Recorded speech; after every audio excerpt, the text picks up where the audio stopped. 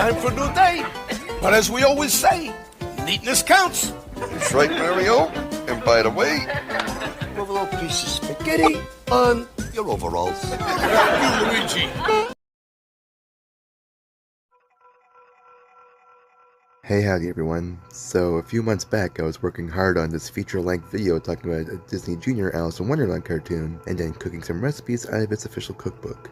But then, when I tried to upload it on Halloween, it got struck with not 1, not 2, not 4, but 9 different copyright strikes, and a global ban. Suffice to say, given the size of my channel, there wasn't a rat's ass chance in hell I was ever winning that battle, so I just gave up. Wrote it off as a catastrophic failure, and it led me to having an intense burnout and lots of motivation to make videos. But after sitting on it a while, I decided, fuck it. The first episode review and cooking segment, both were already up and not stricken down. The work is already done.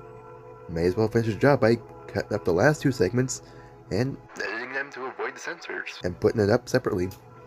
So that's what I did, or doing at the time of writing and future recording of the script, which is now. Also, this segment, as it was supposed to release, was incredibly rushed and poorly made, and honestly too aggressive for comedy, so I opted to go back and re-edit not just the clips, but also just kind of finishing it, because, dude, it was so rushed, I didn't even bother giving subtitles to the characters like I did before. It was that bad. I definitely recommend watching the first part, link in the description, to get the full context needed for the show, and as to why I, as a 20-year-old dude, started watching a Disney Junior show in the first place. I've been starstruck over the song and ignored a lot of what the actual episode was, either by zoning out or playing Spider-Man. It really could be for any random reason.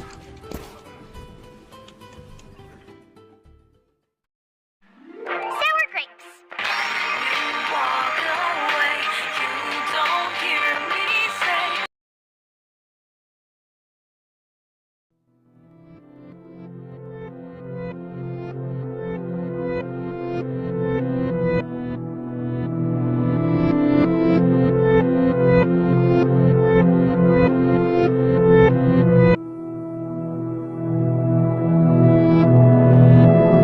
Then we come to this sour motherfucking grapes.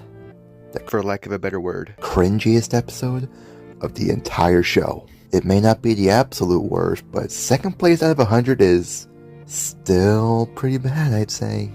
You've heard me bitch and moan about this episode throughout this entire episode. Well, now it's time to put up or shut up. Is this episode actually that bad? Or am I just a whiny, miserable asshole? Yes! Yes! Let's find out. The episode starts off with Alice and Cookie preparing a picnic basket. This is episode 5 and already we're reusing stories. Nice shot, Cookie. Nice shot, Stu. Nice shot, Stu. Nice shot, Stu. Nice shot, Stu. Oh, and one more thing. Shut up! But I don't think I'll need a sweater for the picnic. Oh, get serious, Alice. Rosa, Hattie, and Fergie then show up to express their excitement over the picnic. Alice, I'm so excited for my first ever No, fuck it ain't. Great Grape Picnic. There's not a whole lot to say in the beginning portion of this. We get gigantism pie for what it's worth.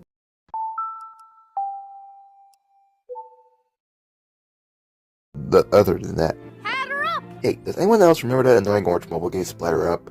I used to love that as a kid. This is the gargantuan part. That was the twirly part. Again, with the picnic for one similarities. For the record, I usually don't have issues with episodes and shows reusing plot lines from past episodes. It's just that I'm only now making these connections after looking at these episodes back to back constantly. We then leave to Hattie's house almost immediately. The pacing, I gotta say, so far isn't great. I guess adding all those extra grapes made it heavier than usual. I guess adding more things to the pie made it heavier. What an astute observation, Sherlock. They make it to Hattie's house where the picnic is set up and... Without further ado, well, with a little ado, how does the thing open? It's vines. This is literally the nature equivalent to those 70s bead doors, for the love of God. I now present this year's Great Grape Picnic! Wait a heartbeat. Green grapes? Of course. And only green Yeah, why only green grapes? Do they just like the tang better? Honestly valid. You bet your Intruder alert! Red spies in the base. Red spies in the base. Protect the briefcase. We need to protect the briefcase.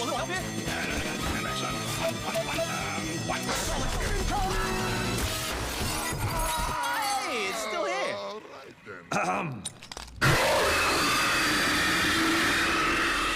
We have green grape casserole, green grape sorbet, green grape goulash, chilled green grape soup. Okay, for real though, don't take a shot every time a character says green grapes in this episode. You will die.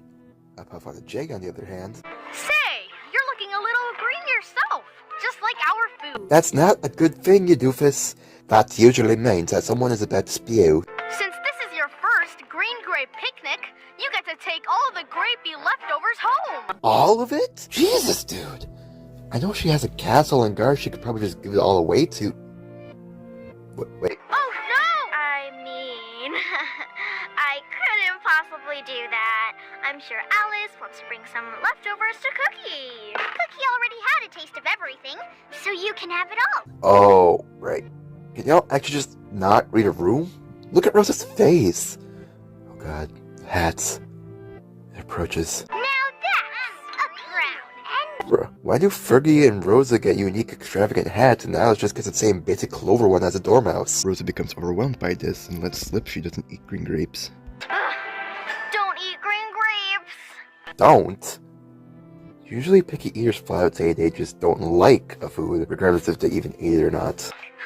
Was the crown too much? The problem this show has is to properly depict conflict. This is a bit off topic, but the show never actually shows anger, except for Red Queen sometimes, but the only negative emotion anyone's allowed to express is either mild sadness or concern, and often I can't even do that properly. Oh, maybe her grape throne was too squishy. No, something else is going on. Don't eat green grapes. Don't eat green grapes. Alice goes to check on Rosa to ask why she doesn't like green grapes, to which she realizes it all stems from her mother's hyper-controlling behavior and insatiable need for anything and everything red, so they just opt to paint the grapes red if so needed. I've only been served red grapes at the palace. It's part of the royal rules. If a food comes in red, then that's what they serve. I think I saw green grape once, but the card guards dipped it in raspberry jam before anyone noticed. Y'all thought I was lying again, didn't ya? Rosa laments that she's scared to try green grapes because of the fear of not knowing what it'll taste like, which, yeah, is actually spot on for why picky eaters are the way they are, so bully to you. Are you having a bully day? I'm having a bully day. Is everyone having a bully day? Bully! Bully! Yes, bully! Oh, thank God we live in this time. And then we get what I'm pretty sure is the first use of the worst contender for reuse song in the show. Food for... Nope. I guess not. Any other episode, this scene would have played the song. So, props to this episode for actually getting one thing right. It turns out I was confusing this moment with a similar one in the later episode where Alice is once again comforting Rosa in a large mushroom setting, where she does sing the song. My initial problem with it is that it was just super impersonal to the singee, as the song was always the same verbatim each time, regardless of the situation at hand, so it more or less came off as them just trying to distract them from their problem, rather than tackle it head on, and to me that just came off as lazy. Then I remembered this is for young kids and they like songs, repetition, and distractions from sadness, which this would definitely do, so in that respect it does its job well, though I still would have preferred a simple talk it out. Alice then shows Rosa her way of shaking off nerves to try new foods, which is spinning. I shake off my nerves with some dancing. Woohoo! I always feel better after a few twirls. Ooh, I like this. I'm feeling braver already. Well, if it works for Crash Bandicoot, Haze is To have some fun with it. What's that? Fun is when you... Fun is... It's like... It's kinda... Sorta like a...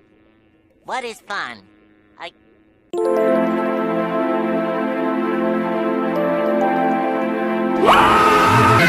the hell does that even mean? I guess juggling?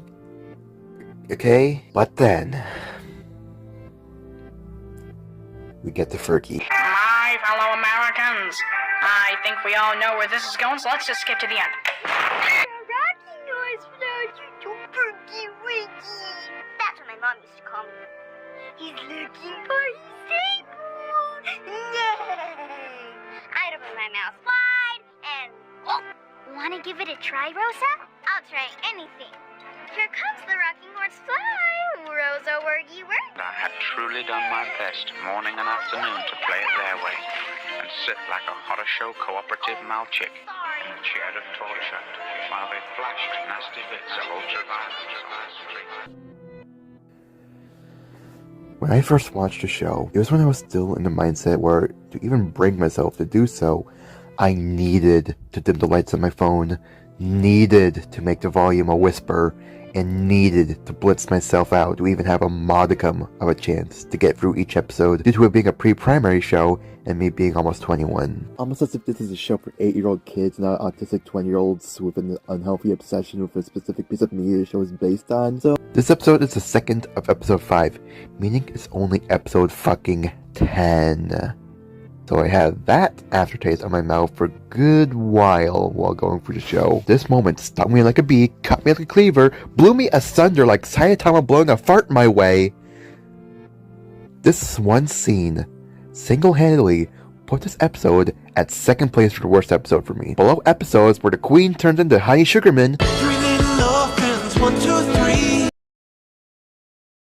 Below any episode with this abomination of a Dookie character.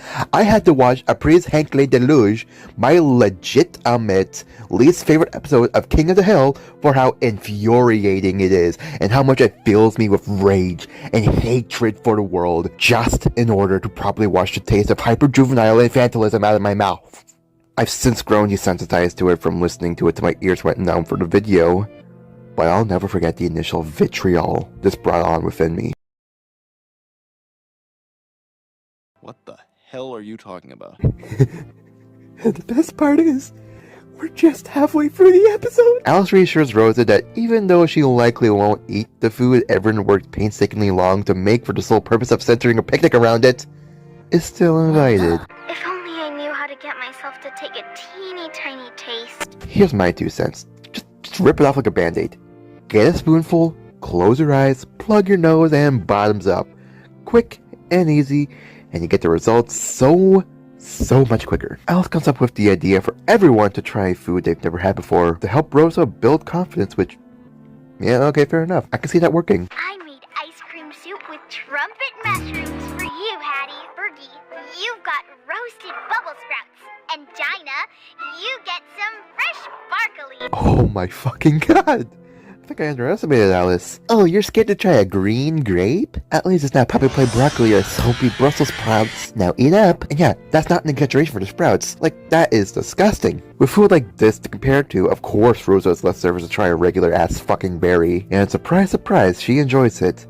Or at least she thinks she does, and it goes back to the picnic to really flex her taste muscles. This is the best pie I've ever had! I'm now curious if grape pie is real, and if it is, I definitely want one. I might like the green grapes more than the red ones. I think that's just a kid thing, avoiding something until they get a lick of it and then making it their whole personality. For me, it was Fortnite and Undertale. BoJack Horseman. And the episode ends with even more barking cat and, yeah, no, I'm done. I'm done. I'm done? I won! I'm done! And that's pretty much the show. Most of the episodes follow the picnic for one formula and are just chill. Though there are a few mega stinkers sprinkled throughout like a minefield, like grapes. Is it, at the end of the day, just a modern My Little Pony that only exists to be a glorified commercial for new playsets and toys and such to sell little girls ages 6 to 10? But that doesn't mean that it isn't without its charm for what it is. I'd say it's one of the better pre-primary shows out there. There's enough here for kids to become invested in the world, and enough here for parents to not want to rip their eyes and ears out. It's clear that the people behind the show were having fun and were, at the very least, somewhat passionate about the show. And I talk in past tense as, unfortunately last year, it was announced that the show would not be picked up for any further seasons because of the writer's strike affecting multiple Disney Junior shows. Except Spidey because the world is cruel, I guess. So what better way to send off a show about baking than to make some of its official recipes. Alright, I just got the package.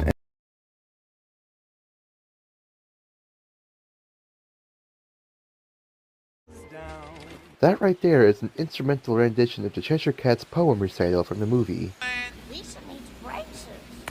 Bullseye! I don't think we have a stand mixer. So, butter. This is like the first time I'm ever like baking something all by myself. Oh my god! Wow! Let's see how well I do. Cheshire Cat, what are you doing here? Oh, my whiskers are twitching for some lunch. Why am I bringing this up? Well, because this poem is part of another Lewis Carroll work, Lewis Carroll being the original author of the Alice series.